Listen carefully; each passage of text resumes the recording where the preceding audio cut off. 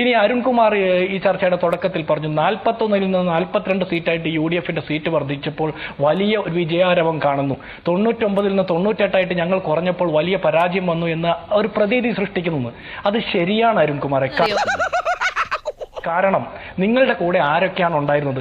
ഞങ്ങൾ 41 സീറ്റിലേക്ക് ഒതുങ്ങിയപ്പോൾ തുടർഭരണം കിട്ടിയതിന്റെ അഹങ്കാരത്തിൽ 99 നിന്ന് സെഞ്ചുറി അടയ്ക്കാൻ വേണ്ടിയിട്ട് കഴിഞ്ഞ 4 ഉപതെരഞ്ഞെടുപ്പുകളായിട്ട് കേരളത്തിലെമ്പാടും നടക്കുന്ന പിണറായി വിജയന്റെ 99 നിന്ന് 98 കുറഞ്ഞിട്ടുണ്ടെങ്കിൽ അതിന്റെ കാരണങ്ങൾ എന്താണ്? എന്തായാലും UDF ആയിരിക്കില്ലല്ലോ. അതിന്റെ കാരണങ്ങൾ മുഴുവൻ അതിന്റെ കാരണഭൂതൻ പിണറായി വിജയൻ തന്നെയാണ് എന്നാണ് ഞങ്ങളുടെ ബോധ്യം. മാത്രമല്ല, നിങ്ങളോടൊപ്പം ആരൊക്കെ ഉണ്ടായിരുന്നത്? സംസ്ഥാന സർക്കാരിന്റെ സകല വകുപ്പുകൾ, ആഭ്യന്തര വകുപ്പ്, വിജിലൻസ്, സകല സംവിധാനങ്ങൾ, മാധ്യമങ്ങളിലെ പഴയ മാധ്യമ സഖാക്കന്മാർ. എന്തൊക്കെ മേളായിരുന്നു! പാട്ട്, ഡാൻസ്, കൂത്ത്. എനിക്കപ്പോഴേ തോന്നി എല്ലാം കത്തിച്ചാമ്പലാവുമെന്ന്. എല്ലാവിധ സൗകര്യങ്ങളും, അതുകൂടാതെ സാംസ്കാരിക സഖാക്കന്മാർ, ഇവരെല്ലാവരും ഉണ്ടായിരുന്നു. ഞങ്ങളുടെ കൂടെ ആരാ ഉണ്ടായിരുന്നത്? ഞങ്ങൾ സമരം ചെയ്യുന്ന മുദ്രാവാക്യത്തിൽ വിശ്വസിക്കുന്ന ആശാ വർക്കർമാർ മുതൽ ആദിവാസികൾ വരെയുള്ള സാധാരണക്കാരായിട്ടുള്ള മനുഷ്യർ. റേഷൻ മുടങ്ങുമ്പോഴും പെൻഷൻ മുടങ്ങുമ്പോഴും സങ്കടത്തോടെ ഈ സർക്കാരിനെ വല്ലാതെ സങ്കടത്തോടെ പ്രാകുന്ന സാധാരണക്കാരുടെ സങ്കടം, അതായിരുന്നു ഞങ്ങളുടെ ഒപ്പം ഉണ്ടായിരുന്നത്. കാലിയായ സപ്ലൈകോ ഔട്ട്ലെറ്റിലേക്ക് നോക്കിയിട്ട് രൂക്ഷമായിട്ടുള്ള വിലക്കയറ്റത്തെ കുറിച്ചിട്ട് വല്ലാതെ വിലപിക്കുന്ന സാധാരണക്കാരാണ് ഞങ്ങളുടെ ഒപ്പം ഉണ്ടായിരുന്നത്. നിങ്ങളുടെ ഒപ്പം പൗരപ്രമുഖന്മാരുണ്ടായിരുന്നു. നിങ്ങളുടെ ഒപ്പം നവകേരള സദസ്സിന്റെ ഭാഗമായിട്ട് നിങ്ങളോട് സംവദിക്കാൻ വന്ന സാംസ്കാരിക സഖാക്കന്മാരുണ്ടായിരുന്നു. നിങ്ങളോടൊപ്പം പഴയകാല SFI പ്രവർത്തകരായിട്ടുള്ള മാധ്യമ സഖാക്കന്മാരുണ്ടായിരുന്നു. ഇവരൊക്കെ ഉണ്ടായിട്ടും നിങ്ങൾ പരാജയപ്പെട്ടിട്ടുണ്ടെങ്കിൽ ആ പരാജയം കേരളത്തിലെ സാധാരണക്കാരന്റെ വിജയമാണ്. അതുകൊണ്ടാണ് ഇത് വല്ലാതെ ആഘോഷിക്കപ്പെടുന്നത്. ഇനി അടുത്തത് താങ്കൾ പറഞ്ഞത് എന്താ? സംസ്ഥാന സർക്കാരിന്റെ വിലയിരുത്തലാണ് എന്ന് താങ്കൾ പറയുമ്പോൾ തന്നെ സർക്കാരിന് എതിരായിട്ടുള്ള ഒരു ജനവിധി ഇല്ല എന്ന്. സർക്കാരിനെതിരായിട്ടുള്ള ജനവിധി അല്ലെങ്കിൽ പരന്ന വായനക്കാരെന്നുള്ള കൊട്ടിഘോഷിച്ചുള്ള ആ വലിയ സ്ഥാനാർത്ഥിത്വം പ്രഖ്യാപിച്ചതിന് ശേഷം സ്വരാജ് എന്ന് പറഞ്ഞ സംസ്ഥാന സെക്രട്ടേറിയറ്റ് മെമ്പർ എങ്ങനെ തോറ്റു? എന്താ ഉറക്കം വരുന്നു? സ്ഥാനാർത്ഥിയുടെ കഴിവ് കുറവ് അല്ലെങ്കിൽ സംസ്ഥാന സർക്കാരിനെതിരായിട്ടുള്ള ജനവിധി, ഈ രണ്ടിൽ ഏതെങ്കിലും ഒന്നായിരിക്കണമല്ലോ. ഞങ്ങൾ വിചാരിക്കുന്നത് രണ്ടും കൂടിയായിട്ടാണ് എന്നാണ് ഞങ്ങളുടെ വിചാരം. ഇനി അത് തെറ്റാണെന്ന് നിങ്ങൾ സ്ഥാപിക്കാൻ വേണ്ടി നിങ്ങൾ പറയുന്നത് എന്താ? വർഗീയ ശക്തികളുടെ വോട്ട് വാങ്ങിയിട്ടാണ് UDF ജയിച്ചത് എന്നാണ്. സ്വന്തം ഇഷ്ടത്തിന് തട്ടിവിടുന്നതാണ്. അങ്ങനെയാണെങ്കിൽ കഴിഞ്ഞ നിയമസഭാ തെരഞ്ഞെടുപ്പിൽ 2016-ലും 2021-ലും നിലമ്പൂര് നിങ്ങൾ സ്വതന്ത്രനെ നിർത്തി ഈ പറഞ്ഞ PV അൻവറെ നിർത്തി ജയിച്ചപ്പോൾ നിങ്ങൾ വർഗീയ ശക്തികളുടെ പിന്തുണ വാങ്ങിയിട്ടാണോ ജയിച്ചത്? അങ്ങനെയാണെങ്കിൽ ആ വർഗീയ ശക്തിയിൽ നിങ്ങൾ മുൻപ് വാങ്ങിയ വർഗീയ ശക്തികളുടെ വോട്ട് നിങ്ങൾക്ക് ഇപ്രാവശ്യം കിട്ടാത്തത് കൊണ്ടാണ് നിങ്ങൾ പരാജയപ്പെട്ടതെന്ന് നിങ്ങൾ സമ്മതിക്കണം. UDF വിജയിച്ചത് വർഗീയ ശക്തികളുടെ വോട്ട് കൊണ്ടാണെന്ന് നിങ്ങൾ പറഞ്ഞാൽ കഴിഞ്ഞ തെരഞ്ഞെടുപ്പുകളിലൊക്കെ നിങ്ങൾ വിജയിച്ചത്, അതേ സീറ്റുകളിൽ നിങ്ങൾ വിജയിച്ചത് വർഗീയ ശക്തികളുടെ വോട്ട് വാങ്ങിയിട്ടാണ് എന്ന് നിങ്ങൾ തന്നെ വാദത്തിലൂടെ പറയുന്നതാണ് മനസ്സിലാക്കുന്നത്. അപ്പോ പറയുമ്പോൾ അല്പം മര്യാദ അവനോനോടും അവനവന്റെ പ്രസ്ഥാനത്തോടും കാണിക്കണം. ഈ പറഞ്ഞ നിങ്ങൾ വർഗീയ ശക്തികളെന്ന് ആക്ഷേപിക്കുന്ന ജമാഅത്തെ ഇസ്ലാമി, പകരം അവർക്കെതിരെ പോരാടാൻ നിങ്ങൾ ആരെയാ കൂട്ടിയത്? ഹിന്ദു മഹാസഭ, ഗാന്ധി വധത്തിന്റെ പേരിൽ ആക്ഷേപിക്കപ്പെടുന്ന ഹിന്ദു മഹാസഭ, ഡൽഹിയിലെ ജുമാ മസ്ജിദ് പൊളിച്ചു മാറ്റണമെന്ന് സുപ്രീം കോടതിയിൽ ഹർജി കൊടുക്കുന്ന ഹിന്ദു മഹാസഭ, ആ ഹിന്ദു മഹാസഭയുടെ പിന്തുണ വാങ്ങിക്കൊണ്ട് PDPയുടെ പിന്തുണ വാങ്ങിക്കൊണ്ട് നിങ്ങൾ തെരഞ്ഞെടുപ്പിൽ മത്സരിക്കുന്നു. എന്നിട്ട് UDFന് പിന്തുണ പ്രഖ്യാപിക്കുന്ന ഏതെങ്കിലും ഒക്കെ സംഘടനകളെ വർഗീയ ശക്തികൾ എന്ന് ആക്ഷേപിക്കുന്നു. ഈ നിങ്ങൾ പറഞ്ഞ ആളുകളുടെ മുഴുവൻ വോട്ട് കൊണ്ടാണ് UDF ജയിച്ചതെങ്കിൽ കഴിഞ്ഞ കാലങ്ങളിൽ നിങ്ങൾ കുറെ ഡാറ്റ പറഞ്ഞല്ലോ, കുറെ കണക്കുകൾ പറഞ്ഞു. റാഷിദ് ഒരൊറ്റ പോയിന്റ്, ഒരൊറ്റ കാര്യം കൂടി പറഞ്ഞിട്ട് ഒരൊറ്റ കാര്യം കൂടി ഉള്ളൂ. അരുൺകുമാർ ഇവിടെ കുറെ കണക്കുകൾ പറഞ്ഞു. എനിക്ക് ഇത്തരം കണക്കുകൾ പറഞ്ഞ് അദ്ദേഹത്തെ ഗണ്ണിക്കാൻ താല്പര്യമില്ല. ഞാൻ സാധാരണക്കാരന്റെ ഭാഷയിൽ സംസാരിക്കാൻ ആഗ്രഹിക്കുന്നു. അതുകൊണ്ട് ഒരു കാര്യം ചോദിക്കട്ടെ.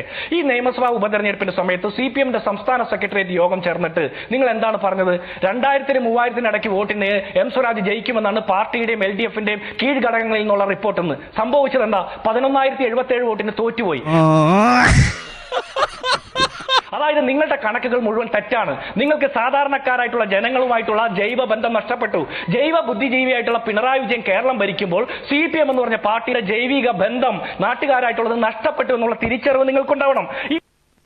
ഈ തിരിച്ചറിവില്ലാതെയാണ് നിങ്ങൾ പരിവർത്തനം നടത്തുമെന്ന് പറയാം. നിങ്ങൾ പരിവർത്തനം നടത്തരുത്. നിങ്ങൾ UDF-നെതിരെ ഇപ്പോൾ പറഞ്ഞുകൊണ്ടിരിക്കുന്ന ഓരോ ആക്ഷേപങ്ങളും തുടർന്നും പറയണമെന്നാണ് ഞങ്ങളുടെ ആഗ്രഹം. അത് തുടർന്ന് പറഞ്ഞുകൊണ്ടേയിരിക്കണം. അപ്പോഴാണല്ലോ CPI എന്ന് പറഞ്ഞ പാർട്ടി നിങ്ങളെ തിരുത്താൻ ആഗ്രഹിക്കുമ്പോൾ നിങ്ങൾ തിരുത്താൻ തയ്യാറാകുന്നില്ല. AK ബാലൻ പറഞ്ഞിട്ടും നിങ്ങൾക്കത് മനസ്സിലാകുന്നില്ല. ഈ സർക്കാരിന്റെ പ്രവർത്തനങ്ങൾ നാട്ടുകാരുടെ ഇടയിലേക്ക് എത്തിക്കാൻ സാധിച്ചില്ല എന്ന് പറഞ്ഞാൽ 2 കോടി രൂപയ്ക്ക് റീൽസ് എടുത്ത് പ്രചരണം നടത്തിയിട്ട് പോലും സംസ്ഥാന സർക്കാരിന്റെ പ്രവർത്തനങ്ങൾ നാട്ടുകാരിലേക്ക് എത്തിക്കാൻ പറ്റിയില്ലെങ്കിൽ കോടിക്കണക്കിന് രൂപ ചെലവഴിച്ചുകൊണ്ടുള്ള PR എക്സസൈസ് നടത്തിയിട്ടും ഈ സംസ്ഥാന സർക്കാരിന് അനുകൂലമായിട്ട് നാട്ടുകാർ ചിന്തിക്കുന്നില്ലെങ്കിൽ പരാജയം ആരുടേതാണെന്ന് നിങ്ങൾ മനസ്സിലാക്കണം. ഈ പരാജയത്തിന്റെ പൂർണ്ണമായ ഉത്തരവാദി പിണറായി വിജയനാണ്. ഇതിന്റെ എല്ലാം കാരണഭൂതൻ പിണറായി വിജയനാണെന്ന് പറഞ്ഞ് നിങ്ങൾ ഒരു കാരണഭൂതൻ തിരുവാതിര ഈ പറയുന്ന നിലമ്പൂര് ജയിച്ചു എന്ന കാരണം കൊണ്ട് സംസ്ഥാനത്ത് ഭരണവിരുദ്ധ വികാരമുണ്ട് എന്ന് പ്രചരിപ്പിക്കുക, അല്ലെങ്കിൽ ആ നിലയ്ക്കുള്ള പ്രചാരണം അഴിച്ചുവിടുക. നേരത്തെ മുതൽ അതുണ്ട്, അതിന് കൂടുതൽ ശക്തിയായി എന്ന് വെക്കുക. എന്നിട്ട് ഒരു നരേഷൻ ഇനി വരാൻ പോകുന്നത് ഈ സർക്കാരാണ്, UDF സർക്കാരാണ്, ക്യാപ്റ്റൻ VD സതീശൻ എന്ന തരത്തിലുള്ള പ്രചാരണങ്ങൾ സോഷ്യൽ മീഡിയയിൽ നിങ്ങളുടെ വാരിയേഴ്സ്, നിങ്ങളുടെ അക്കൗണ്ടുകൾ, കോൺഗ്രസിന്റെ UDF-ന്റെ അക്കൗണ്ടുകൾ ഏറ്റെടുക്കുക.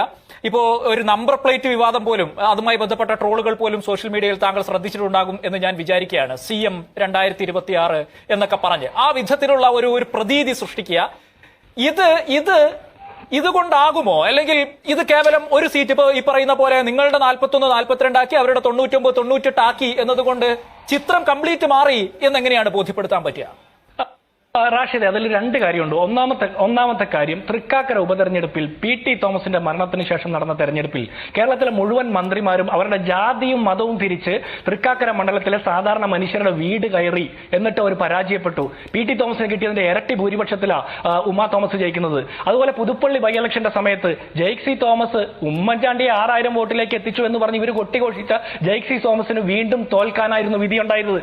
എത്ര ആയിരം വോട്ടിനാ?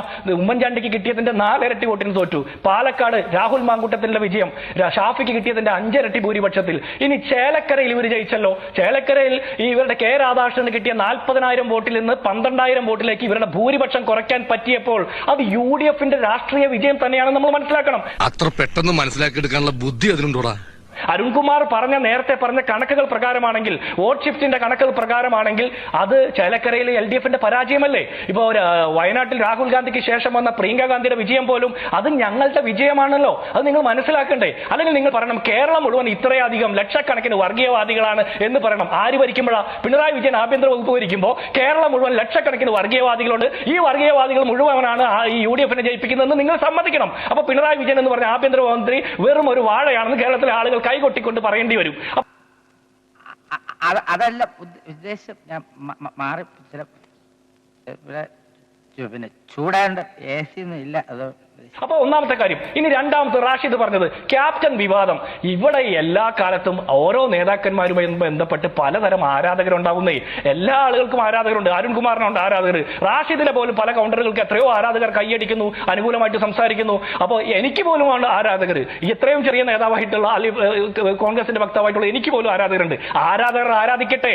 ഈ ആരാധകർക്കപ്പുറം കോൺഗ്രസിനകത്ത് ഒരുപാട് നേതാക്കന്മാർ, കേപ്പബിലിറ്റിയുള്ള നേതാക്കന്മാർ ഉണ്ട് എന്നുള്ളത് ഒരു ജനാധിപത്യത്തിന്റെ ആത്മവിശ്വാസം ഞങ്ങളുടെ സംഘടനാശേഷി മാത്രമല്ല, ഞങ്ങൾ നിരന്തരം ഉയർത്തുന്ന സമര മുദ്രാവാക്യങ്ങൾ അത് കേരളത്തിലെ സാധാരണക്കാർ ഏറ്റെടുത്തു എന്നുള്ളതിന്റെ സൂചനയാണ് 2020 ഈ പറഞ്ഞ നിലമ്പൂർ ബൈ ഇലക്ഷന്റെ റിസൾട്ട്. അതിനെ തുടർന്ന് 2026 പൊതു തെരഞ്ഞെടുപ്പിൽ UDF അതിശക്തമായിട്ട് അധികാരത്തിൽ തിരിച്ചു വരും എന്നുള്ളതാണ് ഞങ്ങളുടെ പൊതുവായിട്ടുള്ള ഒരു കണക്കുകൂട്ടൽ. അതിലേക്ക് ഞങ്ങളെ ജനങ്ങൾ എത്തിക്കും. കാരണം ഞങ്ങളെക്കാൾ കൂടുതൽ കേരളത്തിലെ സാധാരണക്കാരുടെ ആവശ്യമാണ് പിണറായി വിജയൻ അധികാരത്തിൽ നിന്നും തൂത്തെറിയേണ്ടത്. ഇനി ഒരു കാര്യം കൂടി പറഞ്ഞിട്ട് ഞാൻ റാഷിദിന്റെ ചോദ്യത്തിലേക്ക് വരാം. ഒന്നാമത്തത്, ഇവിടെ അരുൺകുമാർ പറഞ്ഞ കുറെ കണക്കുണ്ട്. ഇവരുടെ പഴയ വോട്ട് ഷെയർ ഇവർ നിലനിർത്തി എന്നൊക്കെ. ഞങ്ങൾ ഈ തെരഞ്ഞെടുപ്പിൽ മത്സരിച്ചത് വോട്ട് ഷെയർ നിലനിർത്താൻ വേണ്ടിയിട്ടല്ല, ആര്യാടൻ ഷൗക്കത്തിനെ ജയിപ്പിക്കാനും പിണറായി വിജയൻ സർക്കാരിനെതിരായിട്ടുള്ള ജനവിധി കൃത്യമായിട്ട് പൊതുസമൂഹത്തിന്റെ മുമ്പിൽ രേഖപ്പെടുത്തിക്കാനും വേണ്ടിയിട്ടാണ്.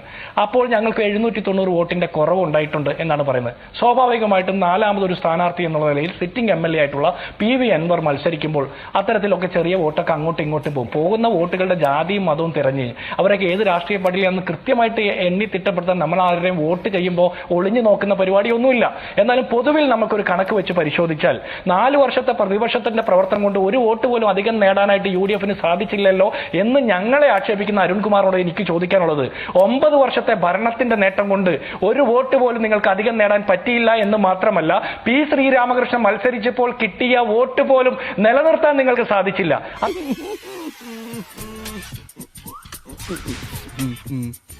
അതിന്റെ അർത്ഥം എന്താ അരുൺകുമാറെ? അതിന്റെ അർത്ഥം അതിശക്തമായിട്ടുള്ള ജനവികാരം സംസ്ഥാന സർക്കാരിനായിട്ട് എതിരായിട്ട് കേരളത്തിലുണ്ട്. ഇനി താങ്കൾ പറയുന്നത് നിങ്ങളുടെ പൊളിറ്റിക്കൽ വോട്ട് നിലനിർത്തി എന്നാ പറയും, ഏത് 66,000 വോട്ട്. എങ്കിൽ ഞാനൊരു കാര്യം ചോദിക്കട്ടെ, ഇവിടെ എം സ്വരാജിന് കിട്ടിയ വോട്ടിനേക്കാൾ 1,16,000 വോട്ട് ഇപ്പുറത്ത് മറ്റ് 3 സ്ഥാനാർത്ഥികൾക്കും കൂടി കിട്ടിയിട്ടുണ്ട്. അതിന്റെ അർത്ഥം എന്താ? കേരളം ഭരിക്കുന്ന സംസ്ഥാന സർക്കാരിന് എതിരായിട്ടാണ് 3-ൽ 2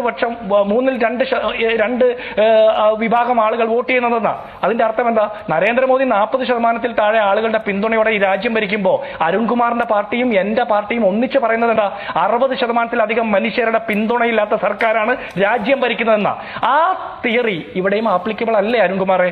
അങ്ങനെയാണെങ്കിൽ കേരളത്തിലെ 3-ൽ 2 വിഭാഗം മനുഷ്യർ പിണറായി വിജയന്റെ സർക്കാരിന് എതിരായിട്ടാണ്. മാത്രമല്ല ആര്യാടൻ ഷൗക്കത്തിന്റെ പാർട്ടിക്ക് പിന്തുണയാണ്, ആര്യാടൻ ഷൗക്കത്തിന്റെ മുന്നണിക്ക് പിന്തുണയാണ്. ആ തിരിച്ചറിവ് നിങ്ങൾക്ക് ഉണ്ടാവണം. ഇനി ഒരു കാര്യം കൂടി താങ്കളോട് എനിക്ക് ചോദിക്കാനുള്ളത്, ഇവിടെ നിങ്ങൾ വലിയൊരു സ്ഥാനാർത്ഥിയെ പ്രഖ്യാപിച്ചല്ലോ, എന്നിട്ട് നിങ്ങൾക്ക് എന്തേ ഒരു വോട്ട് പോലും അധികം നേടാൻ പറ്റാത്തത്? ഞങ്ങളൊരു പാവം പിടിച്ച ആര്യാടൻ ഷൗക്കത്ത്, നിങ്ങൾ പറഞ്ഞ പോലെ ഒരുപാട് ആക്ഷേപങ്ങൾക്ക് പഴികേട്ടിട്ടുള്ള ആര്യാടൻ ഷൗക്കത്ത്, ആ ആര്യാടൻ ഷൗക്കത്ത് ഇന്ന് എവിടെയാണെന്നറിയോ?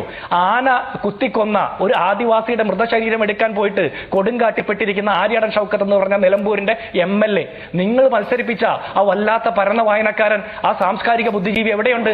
എവിടെയാണ്, ഏത് ഫ്ളാറ്റിലാണ് ഈ സമയത്ത് ഒളിച്ചിരിക്കുന്നതെന്ന് പോലും നാട്ടിലെ സാധാരണക്കാർക്ക് അറിയില്ല. കിട്ടേണ്ടതൊക്കെ കിട്ടിയല്ലോ, സമാധാനമായല്ലോ. ഇനി സ്വസ്ഥമായിട്ട് വണ്ടി ഈ റോഡിൽ പോട്ടെ. നീ എങ്ങോട്ടാ?